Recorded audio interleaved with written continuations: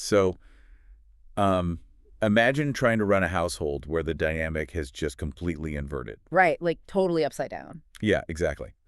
The parents, the ones who, hold the checkbook and make all the rules, they become entirely obsessed with the neighborhood watch program down the street. Oh, wow. Right. Like they are donating just massive amounts of money to it. They're spending all their evenings at the community center uh, debating the bylaws of the watch. Sure, because they want to look good to everyone else. Yeah, exactly. They want to be seen by all the other neighbors as the most, I don't know, virtuous, upstanding leaders on the block. Right.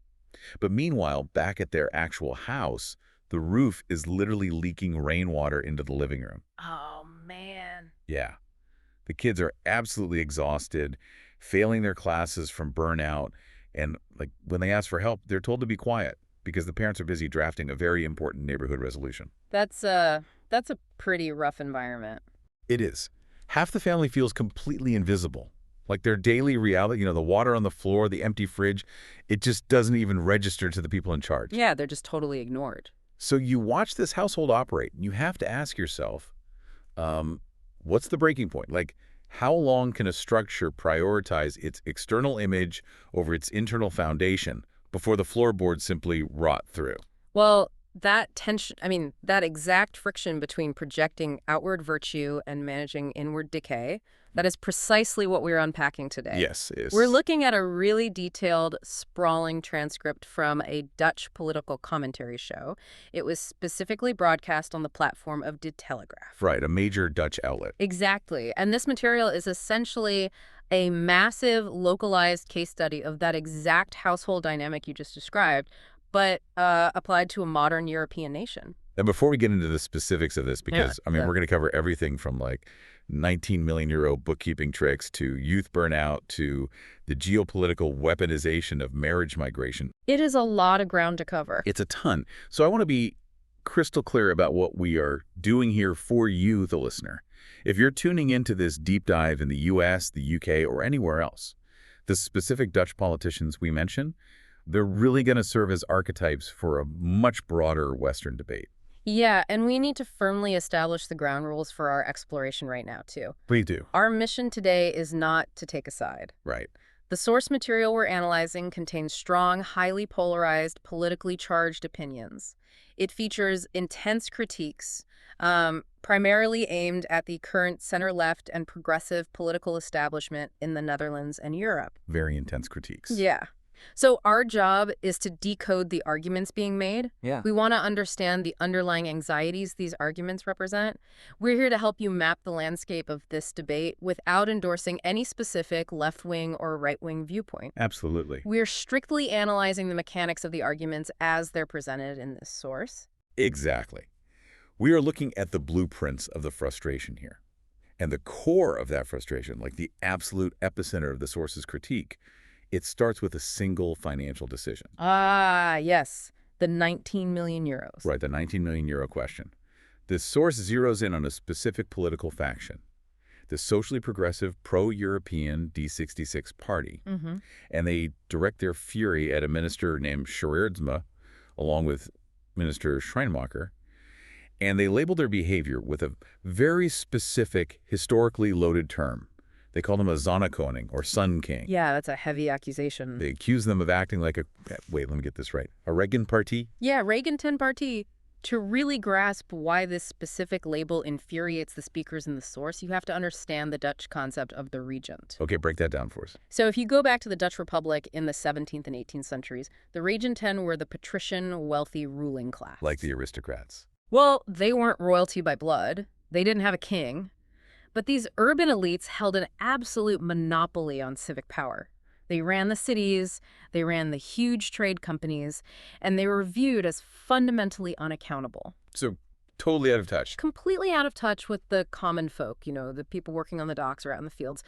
So by applying this term to modern elected politicians, the source is making a profound accusation. They're saying history is repeating itself. Basically, they're arguing that the current political class views democratic parliament not as a partner to be consulted, but as, like, an irritating obstacle to be bypassed. And the inciting incident for this accusation, the real spark, is a 19 million euro allocation to UNRWA, which is the United Nations Relief Agency for Palestinian refugees. Right. But it's not just the destination of the money that sets the source off, is it? It's the mechanics of how the money was moved. Explain this bookkeeping trick they described. Yeah, the narrative presented in the transcript outlines what they see as a deliberate subversion of consensus. So, a budget was proposed to the parliament. The opposition parties explicitly intervened and ensured that a condition was set. No extra money would be sent to UNRWA. So they put it in writing. Yes. The parliament votes, the budget passes with that explicit understanding.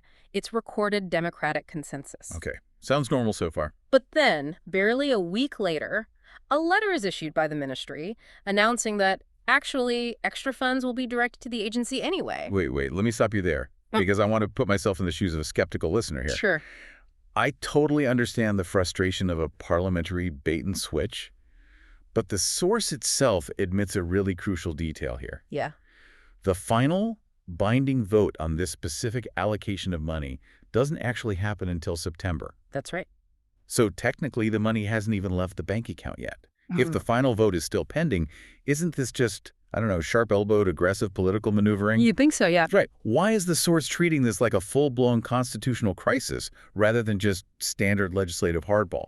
Because for the source, the timeline of the bank transfer is completely relevant compared to the violation of democratic trust. Oh, I see. They view this as that Sun King behavior in action. Yeah. It's the arrogance of the executive branch telling the legislative branch, hey, we heard your vote, we acknowledge your consensus, and we're going to signal our intention to do the exact opposite anyway. Wow. So it's about the sheer audacity. Exactly.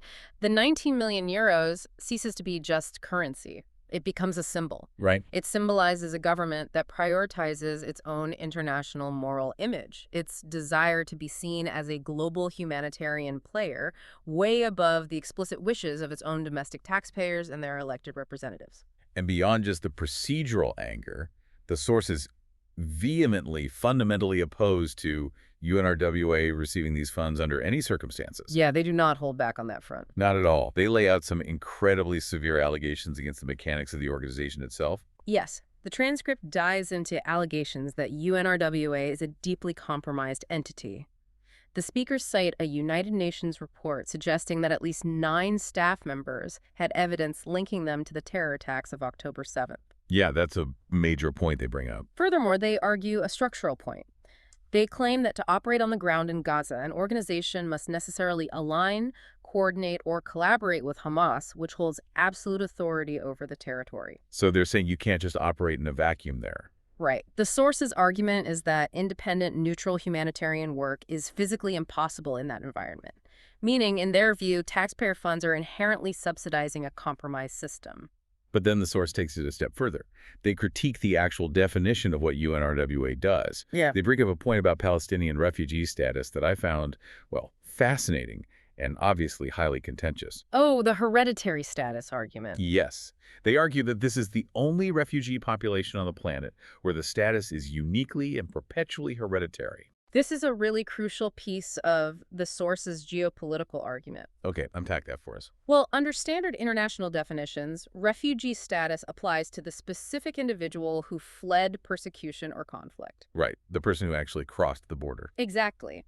But the source points out that for this specific population, the status is passed down through generations, from parent to child to grandchild, just indefinitely. But what is the source's theory on why that is? Because normally the whole goal of international aid is integration and resettlement, right? You'd want them to assimilate, yes. Yeah, you want people to eventually cease being refugees and become citizens of a new home. Exactly. And the source frames this perpetual hereditary status as a deliberate, calculated political tool used by surrounding nations. A political tool. How so? The argument presented is that by keeping generations of Palestinians in a perpetual state of statelessness and refugee status, it serves a broader anti-Zionist geopolitical agenda. Oh, I see. It ensures there is always a marginalized, aggrieved population available to be mobilized against Israel.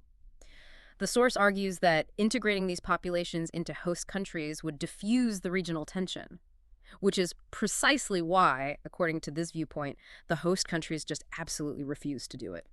So bringing it all back to the Dutch taxpayer, the source is essentially saying, you are being bypassed by an elite regent class to fund an organization that is not only allegedly compromised by terror links, but is fundamentally designed to perpetuate a geopolitical conflict rather than solve it. That's a great summary of their stance, yeah. And the frustration really boils over when they contrast the politicians making these, high-minded international decisions with the everyday citizens who actually have to pay the taxes. Oh, the imagery the source uses here is very pointed. Oh, yeah, it's vivid. They paint this stark dichotomy. On one side, you have the sushi-eating, New York-flying progressive elite. These are people who operate in global metropolitan bubbles.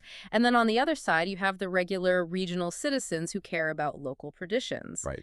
The source specifically mentions things like Easter fires or Karbiet Schieten. Karbiet Schieten. I looked this up. It's like a rural Dutch New Year's tradition of creating massive booming explosions using calcium carbide and old milk jugs. Yeah, exactly. It's a very loud, very blue-collar, very traditional community event. And the source argues that the elite class looks down on these traditions as backward, provincial, or, environmentally problematic. Right, they sneer at it. While simultaneously, those same elites feel perfectly justified in funneling millions to foreign conflicts. So it is a profound cultural disconnect. The government is viewed as having endless empathy for international crises, but only disdain for the culture and financial struggles of its own working class. But, that cultural disdain doesn't exist in a vacuum. When citizens feel like their leaders are operating as unaccountable sun kings on the international stage, they immediately look at how those same leaders are managing the basic, physical realities of the domestic landscape. And what they find isn't pretty. No. What they find, according to the source, is a system that has completely gridlocked. Which brings us to the domino effect of policy, specifically regarding asylum and housing. Yeah, the material transitions from foreign aid directly into domestic structural failure. And again, they point the finger squarely at broken political promises by the same progressive faction. Right, D66 again. Yes, specifically naming D66 politicians like Rob Jetten and Senator Boris Dittrich. The accusation is that these politicians are deliberately stalling or actively opposing stricter asylum laws that their own governing coalition had previously agreed to support. Right. They shook hands on it and then backed out. That's the claim. The source actually outlines the intellectual defense of this stalling, which is interesting. They quote Senator Dittrich, and his argument is central to understanding the ideological friction here. Yeah, he's arguing against a proposal to make illegality, meaning being in the country without a valid residency permit, a criminal offense. Right, and Dittrich's argument is rooted in human rights and, practical logistics, according to the source. He argues that criminalizing illegality is a totally blunt instrument. Mm-hmm. It would end up targeting people who have lived, worked, and paid taxes in the country for 20 years. It would target people who perhaps simply overstayed a visa because they fell in love and started a family. Right. Ordinary people caught in the system. Exactly. Furthermore, from a purely logistical standpoint, he points out that the Dutch prison system is already operating at maximum capacity. You simply cannot physically incarcerate tens of thousands of undocumented individuals. I mean, I understand the compassion in that argument, but the source immediately takes that ideological stance and smashes it against a wall of brutal, unavoidable statistics. Yeah, let's look at the math the source provides because it is staggering. The structural numbers paint a picture of a system that is fundamentally overwhelmed. The source cites an influx of between 700 and 1,000 asylum seekers arriving per week. Wow. And they specifically note this was the confirmed rate during weeks 4, 8, and 12 of the year in question. Let's just visualize that for a second. 1,000 people a week. That's a lot. That is a small village arriving every single month. In a country as geographically tiny and densely populated as the Netherlands, where do you put a new village every month? You put them in the COA, the Central Agency for the Reception of Asylum Seekers. Okay. And the source states that there are currently 72,500 people residing in these emergency shelters. Unbelievable. But here is the critical mechanical failure the source highlights. A massive portion of those people shouldn't even be in emergency shelters at all. Right. The source explains that a third of those 72,500 people already have their residency permits. They Yes. have been processed, they have been approved, they are officially what the Dutch call status holders. They have the legal right to participate in society. So why are they stuck on cots in emergency gymnasiums? Because there are absolutely no houses for them to move into. The housing market is completely frozen. And this is where the domino effect violently impacts the domestic Dutch population. Exactly. Because these status holders are legally recognized refugees who are effectively homeless, the government mandates that they receive priority placement for social housing. And this is where I really want to push back on the source's framing, because it feels like they are treating this as purely a failure of political willpower, as if politicians just want to spite their own citizens. Well, they certainly frame it that way. But let's look at the reality for a young Dutch citizen, a starter. You're 25 years old, you want to move out of your parents' house, and you are facing a wait list for social housing that is 10 to 20 years long in some municipalities. Yeah, 20 years is just a joke. It's insane. And simultaneously, you watch priority housing go to newly arrived status holders. It is an incredibly volatile recipe for societal resentment. It absolutely is. But my question to you is this. Isn't this an impossible math problem? The government is bound by international human rights treaties, like the Geneva Convention, to take in and process refugees. But they are bound by the laws of physics to only place people in houses that actually exist. Right. How do you legislate your way out of a physical lack of bricks and mortar? You have precisely identified the core structural crisis of modern European governance. It is the irreconcilable clash between ideological, treaty-bound commitments and physical, logistical capacity. You just can't do both. The source is deeply frustrated because they feel the government is continually ignoring the math problem. The lack of houses, the gridlock construction sector, the dense population in favor of maintaining its ideological commitments on the global stage. They want to look good again. Right. The fundamental domestic contract of a state is to provide security and infrastructure for its own citizens. The source feels that contract is being breached to fulfill international obligations. And what makes it even more maddening for the voter, according to the source, is the schizophrenic nature of how these policies are handled at the European level. Oh, the European Parliament dynamics. Yes, they highlight a specific sequence of events that is just baffling to watch. They talk about a politician from the VVD, which is the more right-leaning, economically liberal party in the Netherlands. This politician, Malik Asmani, goes to the European Union level and lobbies for stricter, tighter asylum rules across Europe. Which is exactly what his domestic voting base wants. Exactly. But his proposal apparently wasn't strict enough for the truly right-wing European factions, so an even stricter version of the rules was put to a vote. Okay. And then, according to the source, the D66 politicians in the European Parliament voted against those stricter rules. Yeah, this requires a bit of explanation on the mechanics of European politics because it can be really confusing. Please make it make sense. So national governments form coalitions, right? In the Netherlands, the VVD and D66 might sit in a cabinet together, they're governing partners. Right. But in the European Parliament, national parties fracture and join massive pan-European ideological blocs. So the VVD sits with European liberals, while D66 sits with a different progressive bloc. I see. This means that coalition partners at home can end up actively voting against each other in Brussels. Wow. So from the perspective of the Dutch voter watching this, it just looks like absolute betrayal. Exactly. You vote for the VVD to secure your borders. The VVD goes to Europe to do it. But their own governing partner, D66, blocks it. And the domestic housing gridlock continues, the waitlists grow, the emergency shelters overflow. It's like a closed loop of political failure. And the source views this not as the complex, unavoidable reality of European coalition dynamics, but as a deliberate subversion. They think it's on purpose. Yes. They view it as a progressive elite utilizing the convoluted machinery of Brussels to override the democratic mandate of the domestic voter who is demanding a reduction in migration. But, that domestic anxiety over housing and migration doesn't just exist in a vacuum. If 1,000 people are arriving every week, where are they coming from and why? That's the next big piece of the puzzle. Right.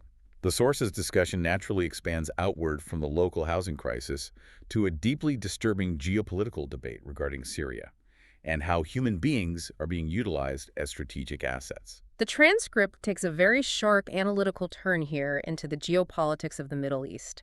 They specifically focus on the regime of Syrian President Bashar al-Assad and how his survival directly impacts European demographics. Now, for years, Assad was treated as an absolute international pariah. He was accused of deploying chemical weapons against his own cities. Right, completely isolated. But the source claims that a massive shift is occurring. They argue that Assad is slowly being normalized and accepted by Western powers as a necessary evil, a puppet, as the source puts it, to act as a bulwark against even more extreme jihadist factions taking over the region. It's the ultimate cynical enemy of my enemy is my friend calculation. Totally. And this geopolitical calculation has immediate massive consequences for Europe and specifically for Germany. Okay, what's happening in Germany? The transcript notes that Germany is currently hosting approximately 1 million Syrian refugees. Now that Assad's regime is achieving a twisted form of stability, the political conversation in Germany is shifting. How so? Well, the source mentions that Friedrich Merz, a prominent German conservative politician and chancellor candidate, has suggested that it is time for up to 80% of these Syrians to return home. Which, logically, if the war is subsiding, is the standard conclusion of a temporary refugee program. You would think so. But the response from the Syrian government to this idea is what sent chills down my spine. The source quotes the Syrian foreign minister explicitly rejecting the idea of forced returns. Yeah. But it isn't a defense of human rights. He refers to the Syrian diaspora living in Europe as a strategic national good. Strategisch nationales Good, exactly as quoted in the Dutch material. This is a profound paradigm-shifting concept. We're no longer talking about a humanitarian crisis. We are talking about statecraft. Right. If you are sitting in London or Chicago listening to this, you have to realize the implication. This sounds like a hostile government is treating human beings as a geopolitical export. Exactly. They're treating 1 million refugees the way Russia treats natural gas or Taiwan treats microchips. But wait, I have to push back on the structural logic here. Go ahead. The source clearly acknowledges that hundreds of thousands of these people fled Assad's regime in the first place because he was dropping barrel bombs on them. Right. How can these individuals simultaneously be the victims who fled his tyranny for their lives and his strategic asset to be weaponized against Europe? That doesn't make sense. It is a dark paradox, but the source utilizes the work of migration researcher Ruud Koopmans to explain the exact mechanism of how this weaponization functions. Okay, what's his theory? It doesn't require the refugees to be active agents or spies for Assad.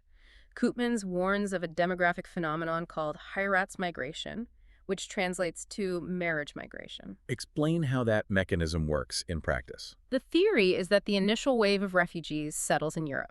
They gain status, they get housing, they establish communities. Right. But then when it is time for the next generation to marry, they do not necessarily integrate and marry into the domestic European population. Instead, through arranged marriages or cultural preference, they bring over spouses from the home country. Oh, wow. This creates a permanent, legally protected, self-sustaining pipeline of migration that entirely bypasses standard asylum quotas because it falls under family reunification laws. So the initial crisis creates the bridgehead, and marriage migration builds the permanent highway. Precisely. And Koopmans argues, and the speakers in the source aggressively agree, that this continuous, concentrated influx leads to the creation of permanent enclave communities within European cities. Enclaves. Yeah, communities that are physically in Europe, but culturally and politically separate. So the strategic good for Assad or for Islamist movements broadly isn't military, it's political capital. That's the argument. The source argues that this demographic shift is already manifesting as political power. They point to local elections in France and the UK where concentrated demographic blocks are translating directly into voting power that may be sympathetic to Islamist ideologies, or at the very least, deeply hostile to Western secular norms. It is a strategy of demographic attrition. And this brings up a secondary but incredibly intense intellectual debate mentioned in the source material. I found this part really interesting. Yeah, it was a clash that took place directly in the Dutch parliament between two very different political parties. The CDA, which is a traditional Christian Democratic Party, and JA21, which is a newer hard-right party. This debate is essentially a masterclass in how different factions interpret data. Oh, absolutely. A politician from JA21, Simon Solomons, takes the floor and asserts that there is a direct, undeniable link between Islamic culture and the global persecution of Christians. He is looking at the map, seeing where Christians are oppressed, and drawing a straight line to the dominant religion of those regions. Right. But a CDA politician, Dirk Boswick, pushes back hard. And his defense is fascinating. He states that as a student of economics, the most vital lesson he learned was the absolute difference between correlation and causation. He refuses to accept the frame that Islam inherently causes Christian persecution. And this distinction is paramount for anyone trying to analyze geopolitics objectively. Right, let's unpack that. Correlation simply means that event A and event B are happening at the same time or in the same geographic location. It does not mean one causes the other. Let's give it something else entirely. Exactly. The correlation might be driven by a third unseen variable like extreme poverty, a history of Western colonialism, unstable governance, or resource wars. Right. Causation, however, means event A directly and unavoidably triggers event B. So the JA-21 politician is arguing causation. The ideology directly mandates the violence. And the CDA politician is arguing correlation. Yes, the violence is happening in these regions, but it's due to complex regional instability, not an inherent mandate of the religion itself. Right.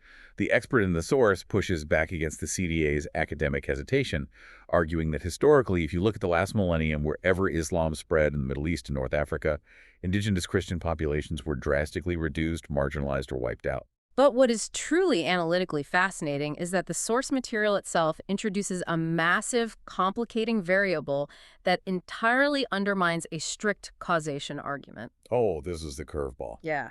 While discussing the global persecution of Christians, they acknowledge data from organizations that track these human rights abuses.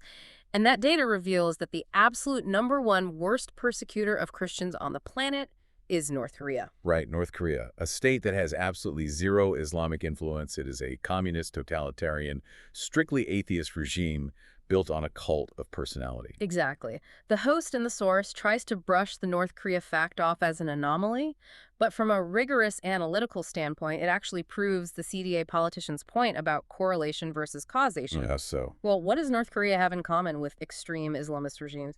It isn't the Quran. It is totalitarian control. It is the absolute absence of individual human rights. I see. Totalitarianism causes religious persecution because a totalitarian state cannot tolerate any loyalty, whether to a god, a pope, or a community that is higher than loyalty to the state. That makes perfect sense. It might correlate highly with certain unstable Islamic regimes right now, but the underlying mechanism of persecution is authoritarianism, not just the specific theology. That is such a vital nuance. However, even with that nuance, the overarching feeling the source is trying to hammer home with all of this, from Assad's weaponization of marriage migration to the debates over enclaves and cultural clashes, is a profound existential anxiety. Very profound. They genuinely believe that the fundamental cultural and political identity of Europe is being permanently, irreversibly altered.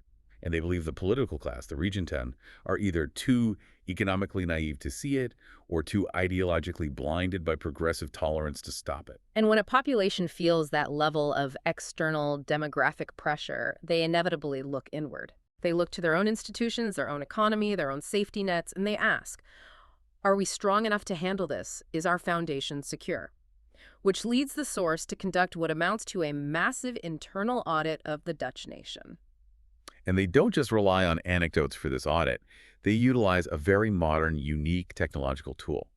The source cites a comprehensive report generated by an analyst named Bram Canstein. Yeah, the AI report. Right. Canstein utilized artificial intelligence to read, synthesize, and cross-reference massive amounts of data from 35 separate, dense official government reports. We are talking about the heavy hitters estate data here. Reports from the CPB, which is the Bureau for Economic Policy Analysis, the CBS, the National Statistics Office, the Central Bank, the RVM, which is the National Institute for Public Health. Just mountains of data. Massive amounts. And the AI was tasked with reading all of it and diagnosing the structural health of the nation. The ultimate algorithmic stress test. And the conclusion this AI allegedly spit out is bleak. It concluded that the country is on an unsustainable trajectory. The phrase it used, which becomes the thematic anchor for this entire section, is that the government is no longer building a future. It is merely managing decline. Managing decline. It's a devastating assessment. But hold on, let me play devil's advocate here because we really have to be rigorous. The source openly admits they used AI to summarize 35 incredibly complex, nuanced bureaucratic reports. We all know how large language models work. Sure. They hallucinate, they find patterns that aren't there, and more importantly, they give you what you ask for. If you prompt an AI by saying, read these 35 reports and tell me why the country is collapsing, it will mathematically weigh the negative data points to fulfill your prompt. That's a very fair point. So, how much salt should we be taking with this apocalyptic AI diagnosis? Your skepticism is entirely warranted. And to be fair, even the speakers in the source briefly acknowledge the dangers of AI manipulation. They note that you can steer an AI to give you a predetermined narrative. Okay, at least they admit that. However, they immediately pivot away from the AI's interpretive summary and focus entirely on the raw underlying data points it extracted. The hard numbers. Exactly. The argument is that while the phrase managing decline might be dramatic, the statistics pulled from those official government reports are factual, well-documented, and highly alarming. And those statistics are incredibly heavy. Let's look at the actual math of the Dutch state. The source states that 5 million Dutch people are currently on some form of government benefit. Yeah, 5 million. Now, in a country of roughly 18 million people, that sounds catastrophic, like a third of the country isn't working. But they immediately clarify the data. 3.5 million of those people are on AOW, which is the standard state pension for the elderly. They worked their whole lives, they paid into the system, they earned it. But it's the remaining 1.5 million people on working age benefits, and specifically the directional trends within certain younger demographics that ring the alarm bells for the source. What are the trends doing? The data shows a structural, continuous rise in the number of people entering the welfare system compared to those successfully leaving it and re-entering the workforce. Most shockingly, the AI synthesis highlighted a 6.2% spike in youth welfare people under 27 years old in just a single year. A 6.2% jump in 1 year for the youngest, physically healthiest demographic in the country. Why is that happening? It's a great question. That leads directly into what the source describes as a massive hidden disability and burnout crisis. Yeah. They state that 450,000 people are currently on WIA, which is the Dutch long-term disability benefit system. And the primary driver for this massive number, particularly among the young, is not physical workplace injuries. It isn't bad backs or chemical exposure. Right. It is severe psychological stress. They quote a figure of 20% burnout complaints among 25 to 35-year-olds. 1 in 5 young adults experiencing symptoms of burnout so severe it threatens their ability to participate in the economy. This is where the concept of managing decline moves from an abstract macroeconomic theory to a very grim psychological reality. It really hits home. The source argues that the modern environment has become fundamentally hostile to human flourishing. It is so incredibly complex, so financially uncertain with rampant inflation and the impossible housing market we discussed earlier, that young people's nervous systems are simply collapsing under the cognitive and emotional load. And the source illustrates this societal exhaustion with a really fascinating generational clash. They contrast two specific media figures to highlight the shifting psychology of the workforce. Tell us about them. First, they cite a very well-known older Dutch TV personality named Johan Derksen. He's famous for his rough, relentless, old-school work ethic. He famously never misses a broadcast, regardless of illness or personal issues. Classic boomer work ethic. Exactly.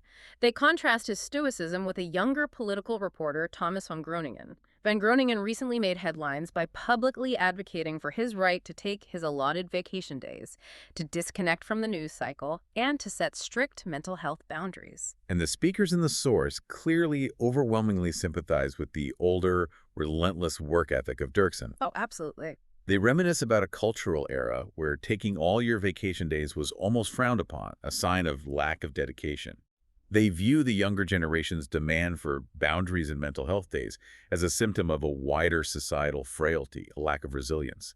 But let me defend Thomas van Groningen and the younger generation here for a second. Go for it. Is it frailty, or is it a completely rational response to a broken economic contract?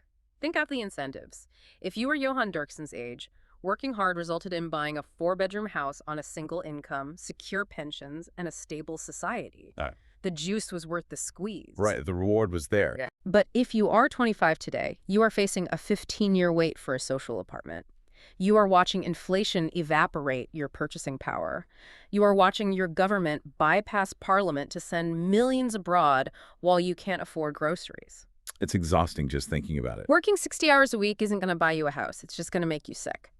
In that environment, setting a boundary and taking a vacation isn't weakness. It is the only logical survival strategy available to you. That is a very astute economic reading of the psychological shift.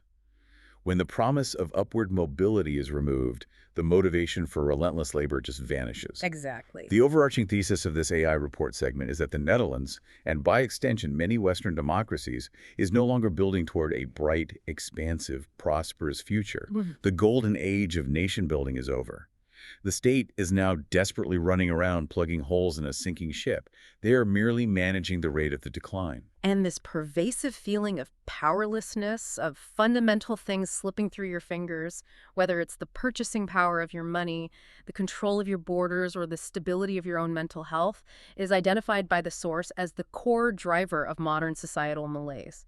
People feel they have absolutely no grip on their own future. And if the system is broadly managing decline, if it is failing to protect young, healthy people from structural burnout, nowhere is that systemic failure felt more acutely, more tragically than among those who are physically the most vulnerable. Which brings us to the most emotional and frankly the most harrowing part of the source material. Yeah.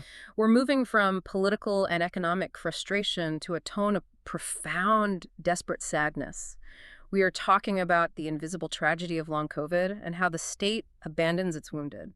The transcript shifts its focus to the reality of long COVID in the Netherlands, and the raw numbers they provide are a shock to the system. Yeah. We're talking about 500,000 total sufferers. It's a massive group. But within that group, there are 100,000 people who are severely functionally incapacitated. And the detail that truly hurts to read. Among those 100,000 severe cases, the source specifically highlights that 30,000 of them are children and young adults. This is heartbreaking.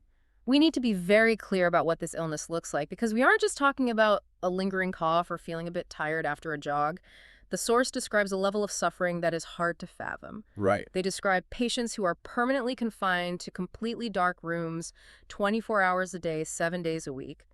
Their nervous systems and cellular energy production are so profoundly damaged that they cannot handle any sensory input whatsoever. No sunlight, no music, no conversation. Exactly. The source describes people who can only manage to sit upright in bed for 5 minutes a day to eat a meal before their body completely crashes and they collapse back into the dark. It is a living death. And to illustrate the absolute bottomless despair of this condition, the source details 2 highly specific, tragic examples of where this suffering inevitably leads. Yeah, this part was really tough. They discuss a 33-year-old woman born in 1992 at the prime of her life, and they discuss a 55-year-old mother of 2. Both of these women reached a point where the physical torture of long COVID was simply unbearable. With zero prospect of a cure, zero prospect of improvement, and a daily existence of pure sensory agony, both women legally chose to undergo euthanasia. Euthanasia. That is the ultimate final indictment of a medical and societal failure. When a 33-year-old chooses death over living in a dark room for the next 50 years, the system has failed. Completely. And how is the government responding to this desperate screaming crisis, according to the source? Are they launching massive Manhattan projects for a cure? The exact opposite. The source details how the government is actively slashing the already meager subsidies supporting these patients. That's unbelievable. They outline how C Support, which is an organization providing vital aftercare, legal guidance, and social support for 35,000 long COVID patients, is scheduled to see its funding entirely cut off in 2026. Cut off completely. Furthermore, specialized academic expertise centers, the very places trying to research a cure, are losing their funding. The source specifically notes an annual budget of 8 million euros dedicated to this crisis is being brutally cut by 80%. This is where we need to use a metaphor to understand the source's absolute rage. Yeah, let's hear it. Imagine the government as a hospital emergency room. The doctors and administrators are spending massive amounts of time, energy, and money running out to the parking lot to treat people who aren't even their patients, to show everyone how virtuous and dedicated they are to global health. Right. Meanwhile, inside their own waiting room, their own patients people who pay the hospital bills, are literally bleeding out on the floor, begging for a doctor, and the administration's response is to turn off the lights in the waiting room to save electricity. That's a brutal analogy, but it fits perfectly. It's the starkest possible contrast in public policy triage. The source views this defunding as an absolute unforgivable betrayal of the foundational moral contract of the state. Because the state owes them. Right. The underlying philosophy they present is this. If a once-in-a-century pandemic sweeps through the globe and the government mandates lockdowns and vaccines and societal upheaval, and you are one of the unlucky ones whose body is permanently destroyed by the virus through absolutely no fault of your own, the community, the state, has a sacred moral obligation to catch you. And instead of being caught by the safety net, these patients are experiencing a horrific double victimization. Yeah, what's the second part? Well, first, they are financially, medically, and scientifically abandoned by the state budget cuts. Second, the source highlights a cultural cruelty. They're aggressively harassed by the fringes of society. Oh, the internet trolls. Yes, the source notes that whenever long COVID patients advocate for themselves online or in the media, there's a loud, aggressive chorus of anti-vaxxer movements who immediately and falsely claim that the horrific symptoms are actually vaccine damage. And the speaker in the source points out how criminally absurd and chronologically impossible this is. They note a personal friend, a medical specialist, who contracted long COVID on the front lines and became severely disabled in 2020, long before any vaccines were even invented or distributed. So you are trapped in a dark room, your government has cut your medical funding, and internet trolls are telling you your illness is a hoax or a vaccine injury. It is a portrait of complete societal abandonment. Complete abandonment. And this brings us full circle to the very beginning of our deep dive. The source looks at a 33-year-old woman forced into euthanasia. They look at a meager €8 million budget for domestic clinics being gutted by 80%. And then they look at Minister UNRWA using a parliamentary bookkeeping trick to bypass democratic consensus so he can send €19 million to UNRWA. That juxtaposition is the beating heart of the transcript. Why do modern governments struggle so profoundly to fund chronic, invisible, complex domestic illnesses while readily, eagerly finding millions in discretionary funds for acute, highly visible, international political causes? And what's their answer? The source's unequivocal answer is that the regent political class is fundamentally narcissistic. They are more concerned with their international optics, their legacy on the global stage, and their ideological commitments than the fundamental, gritty, expensive welfare of their own citizens. It is a devastating, comprehensive critique of domestic failure. And yet, incredibly, the source doesn't stop at the borders of the Netherlands. No, they go even bigger. They zoom out one final time.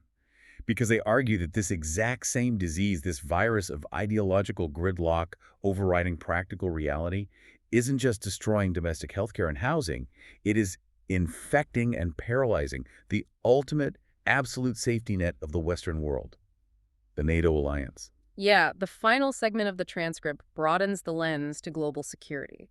They look at the incredibly volatile situation in the Middle East, and they pair it with the looming geopolitical wildcard, the potential return of Donald Trump to the U.S. presidency. The source mentions Trump's repeated, boastful claims on the campaign trail that he could end the massive, complex Middle East conflict in 2 to 3 weeks. But they immediately contrast that political bravado with the terrifying, concrete reality on the ground. Iran's Revolutionary Guard has absolute, entrenched control over their proxy networks. The moderates in the region who might actually want a peace deal have been entirely sidelined, assassinated, or rendered powerless. Which means the region isn't a puzzle to be solved, it is a powder keg waiting for a spark.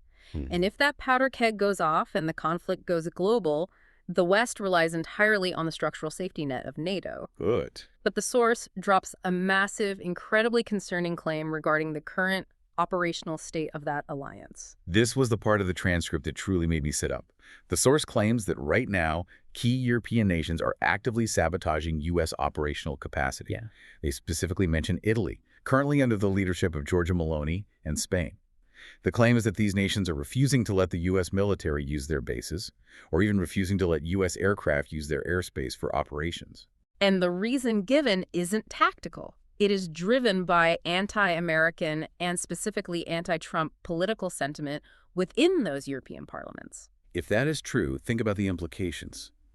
NATO is built on rapid, unified response. Right, speed is everything. If NATO countries are locking their doors and refusing to let their closest, most powerful ally use the driveway during a global military crisis because they don't like the politics of the American president, isn't the alliance already functionally dead? It highlights a fatal clash between bureaucratic, democratic red tape and the unforgiving necessity for rapid military response.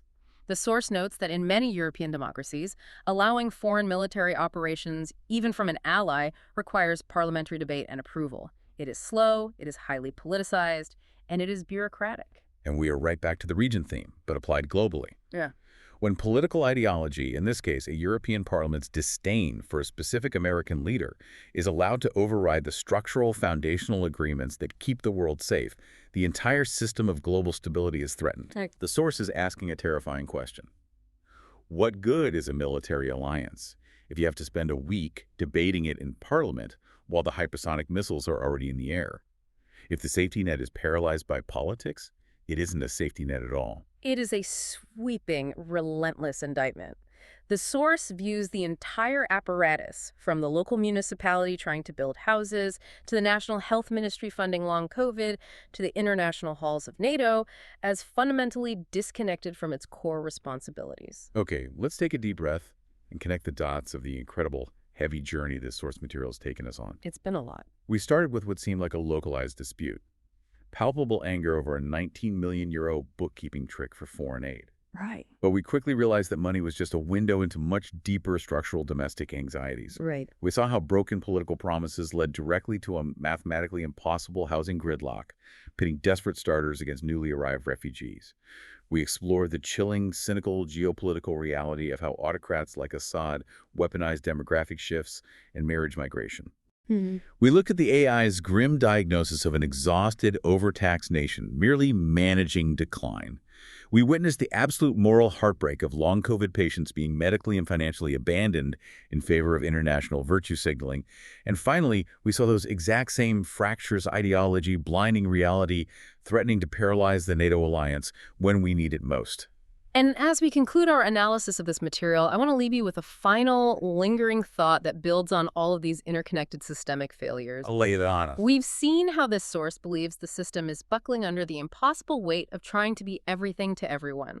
A modern European state is trying to be a global humanitarian savior, a strict border guard, a fiscally responsible manager, a green energy pioneer, and a flawless social safety net, all at the exact same time. It's too much. If a modern democracy becomes too complex, too bogged down in competing ideological treaties to manage its own fundamental physical promises to its own citizens, does it slowly, quietly manage its own decline into irrelevance? Or does it eventually face a breaking point, a massive societal or economic shock that forcibly and perhaps painfully simplifies the rules of the game? That is the multi-trillion-dollar question hanging over the entire Western world. Thank you for joining us on this incredibly complex, heavy, but vital deep dive. Keep analyzing the structures around you, keep asking the hard questions about where your resources are going, and we'll catch you on the next one.